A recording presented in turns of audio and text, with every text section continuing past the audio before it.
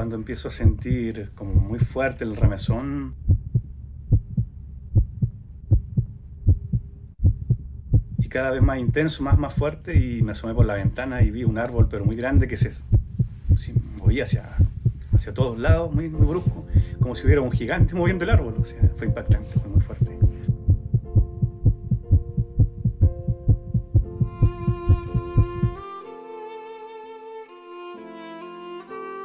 Vivía en Trellén y justo ese día me encontraba en Temuco y había hecho un compromiso con un familiar, un tío, de ir a Cunco.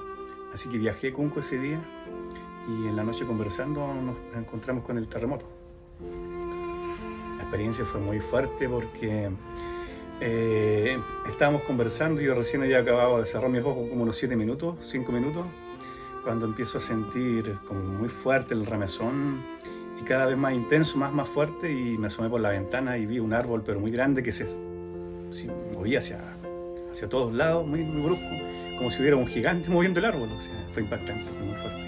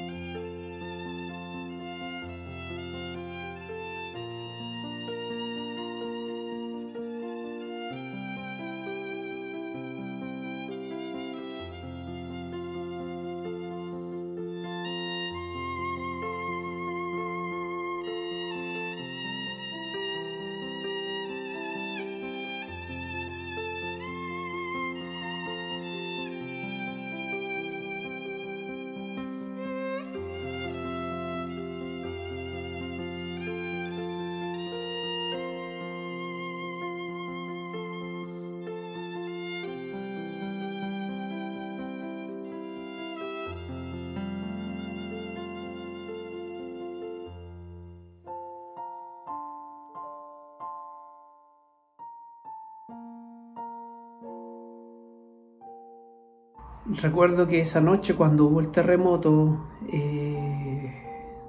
viví en Hualpén, bajé rápidamente las escaleras mientras estaba el movimiento.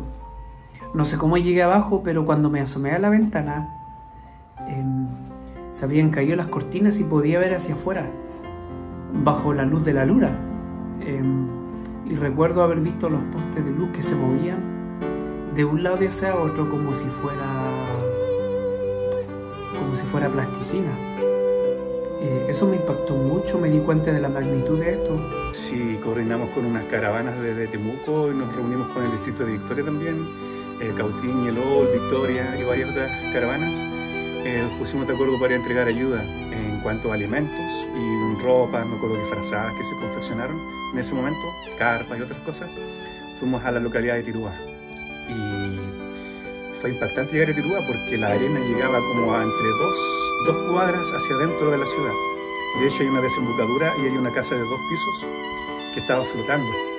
Fue como impactante ver la casa, y un barco también, 1,5 cuadras más hacia adentro también, una embarcación como de unos 15 metros, un barco de madera, muy impactante, muy impactante.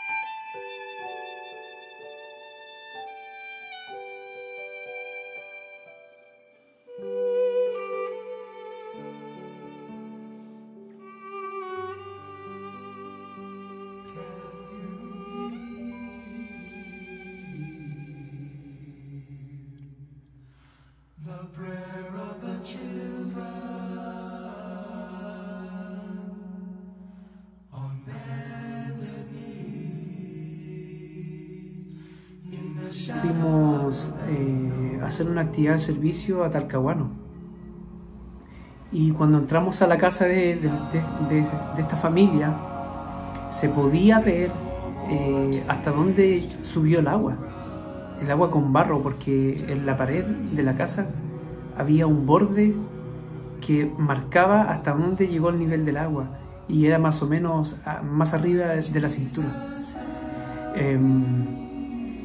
Bueno, me contaba también esta familia de que después de que el agua bajó, los alcantarillados se taparon, había muchos peces muertos por todos lados, había mucho barro, Y justamente esta actividad de servicio que fuimos a ayudar era para ayudar a limpiar el barro, mucho barro. Todos estos cambios que ocurrieron beneficiaron de alguna forma el tener un templo aquí en la ciudad. A pesar de la magnitud y de todas las cosas que sucedieron, cosas lamentables, pero a pesar de todo, considero de que Dios fue muy misericordioso con todos nosotros, porque primero que todo esto ocurrió de noche. Quizás si hubiera ocurrido de día no hubiera sido lo mismo. Ocurrió de noche en un momento donde todos estábamos con nuestras familias, reunidos. Quizás para la magnitud de lo que fue este terremoto, las consecuencias debieron haber sido mucho más desastrosas. Sin embargo, pude ver la mano de Dios, pero puedo rescatar mucho una oportunidad de unión que se dio entre los santos, entre la comunidad, por ayudarse el uno al otro.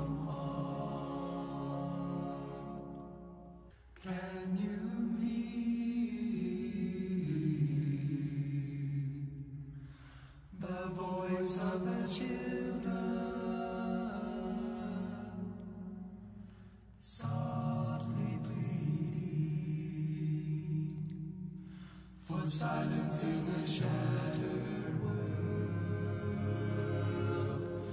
Angry guns preach a gospel full of hate. Para el terremoto del 27 de febrero de 2010. Yo no estaba acá en la zona, en Chihuayante, para esa fecha. Andaba de vacaciones en el norte, venía de regreso, cuando en la noche pasó todo esto y empezamos a viajar en la noche. Y a mi esposo, él recibió una llamada de su hija y le dijo que todos estaban bien, pero que su casa se había caído. Y yo intenté por todos los medios de comunicarme con mis hijos, de saber de mi familia, y no tuve éxito, no logré comunicarme con ellos y viajamos.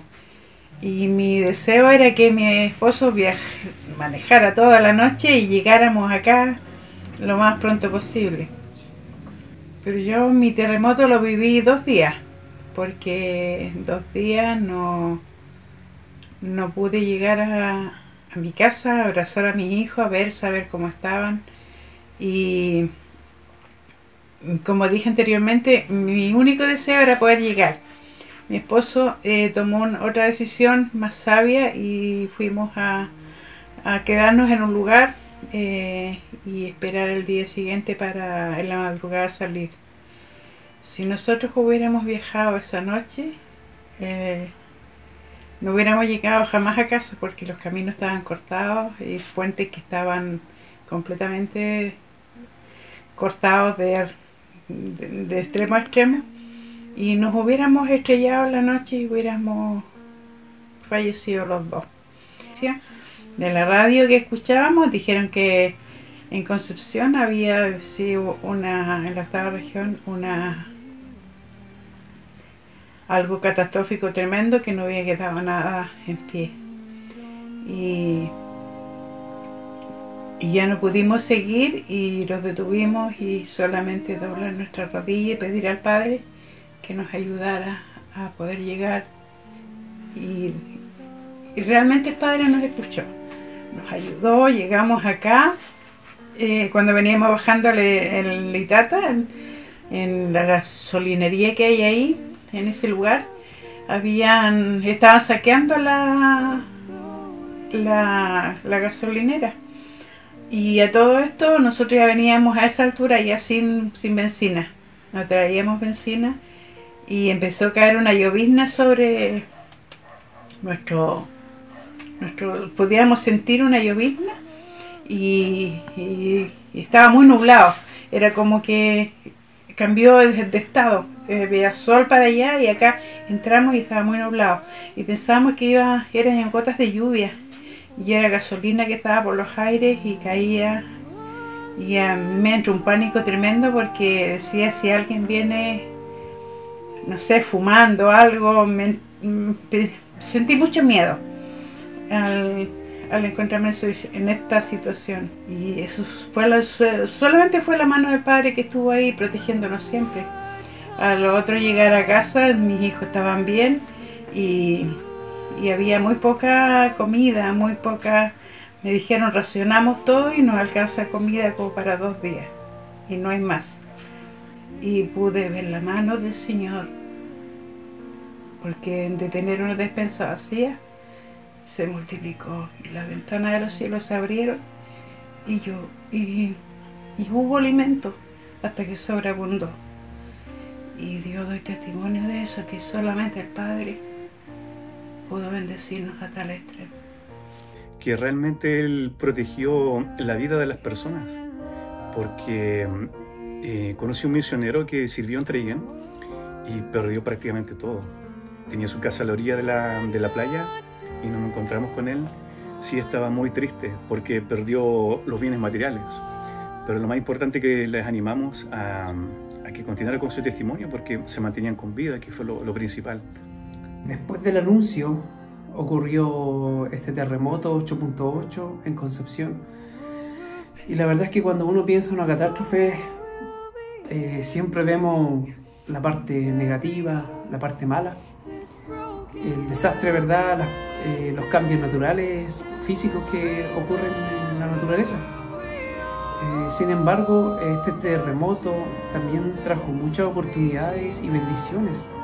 Y hoy en día Concepción no es lo mismo que era antes del terremoto. Hay nuevas construcciones, hay nuevos edificios, hay nuevos hoteles. Está todo más moderno, tenemos nuevas carreteras, nuevas autopistas, mejoras en muchas cosas. Yo pienso que una de las cosas más importantes también es de que el terremoto provocó que se modificaran y se mejoraran las leyes antisísmicas. Eso quiere decir de que todos estos cambios que ocurrieron, estas mejoras, mirándolo positivamente, afectaron en la preparación y en la construcción del templo que el profeta había anunciado. Porque aquellos santos que quieran trasladarse por tierra, los tiempos de espera van a ser menores, va a ser más rápido a causa de las carreteras que hay. Yo estando en Temuco se especulaba mucho que cuando venían los anuncios de la primera palada, cuando venían los anuncios de la construcción, y no fue hasta el año ya 2013 en los cuales ya vinieron noticias más oficiales con respecto a la construcción del templo, que tuvimos la oportunidad de tener esas noticias.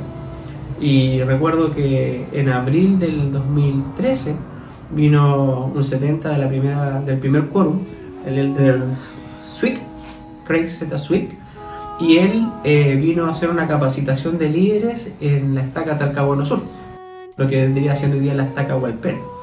Y él, bueno, aparte de la capacitación, dejó un tiempo con respecto a lo que sería el Templo de Concepción y mostró la primera foto o el primer diseño digital, el render del Templo de Concepción.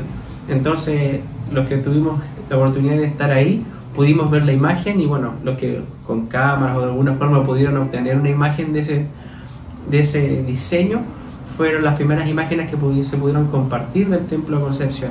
Y de hecho se hablaba lo parecido que era con el Templo de Tijuana en México y todas las similitudes que tenían, pero fue ya algo más tangible para los miembros, de saber que ya estaba el diseño y que las cosas que faltaban eran netamente cosas administrativas que vendrían con el tiempo, pero ya teníamos el diseño, y obviamente se volvía a fortalecer la fe con respecto al día que llegara la construcción del templo, ya que había decaído mucho, producto de que había mucha incertidumbre. Después del terremoto se dijeron que no se iba a construir, que se había suspendido, que los terrenos no estaban. Se especuló mucho con respecto a eso, pero la verdad es que al ver estas imágenes que trajo el Elder Sweet fue revitalizador, y obviamente también se nos llamó a tener más fe y a ser más fuertes con respecto a las cosas del Evangelio, para que esto sucediera de mejor manera y que se sintiese más fluido, y que ese sentimiento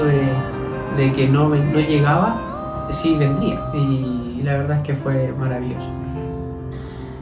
Durante todo ese periodo en que pasó desde que se anunció el templo, yo estaba trabajando en la estaca. Yo trabajaba como presidenta de la primaria, y cada vez que yo visitaba los barrios, lo que más les hablaba a los niños al estar con ellos, le hablaba en cuanto al templo, donde yo les enseñaba y les decía que ellos no debían de perder la fe ni la perspectiva, que si el Señor había anunciado por medio del profeta un templo, era porque lo íbamos a tener, y que lo demás de que se demorara era solamente cosas que pasaban, pero nosotros teníamos que pensar que sí íbamos a tener ese templo. Y fue el tema que yo pude tener durante esos 15 años que yo fui presidenta de la primaria, poder hacerles saber a los niños que íbamos a tener una casa del Señor aquí en Concepción, y que ellos debían prepararse para ello. Y durante ese tiempo pude ver el progreso de los niños, y cuando ahora el templo fue dedicado, estos jóvenes ya habían regresado de misión, y muchos de ellos ya eran papás, donde se habían casado y ya habían tenido hijos. Y cada vez que ellos después me encontraban en el templo, me preguntaban: hermano Orellana, ¿se acuerda de usted lo que nos enseñaba cuando nosotros éramos niños en la primaria? Y fue realmente maravilloso de saber que ellos se acordaban cuando se les enseñaba y se les decía que el templo sí lo íbamos a tener, aunque se estuviese demorando en construir. También tuve la posibilidad de estar en esa reunión donde vino Elder Holland, que me recuerdo que se hizo en la capilla de Gleisner, en la Estaca Concepción, donde estuvieron todos los presidentes de las presidencias de Estaca y los obispados también hubo noticias. De hecho, recuerdo que a Elder Holland lo acompañaba Elder Viñas, Francisco Viñas, que era parte de la presidencia de área en ese entonces. Entonces ellos estaban en esa reunión. Y bueno, aparte también de una capacitación especial para los líderes, se hizo también, Elder Holland ya mostró cosas más del diseño del templo, aparte de la imagen que ya teníamos, que había traído Elder Sweet a principios de ese mismo año. Ya teníamos diseños, teníamos cosas más tangibles aún, pero todos decíamos: ahora viene la fecha durante la reunión. Nuevamente se volvió a fortalecer, digamos, a los miembros con respecto a esta información, porque todos llegamos a nuestras casas contando lo que podíamos contar de lo que habíamos visto en esa reunión, y obviamente todos seguíamos esperando noticias de que llegara el momento que sucedió en el 2015 con la primera palabra.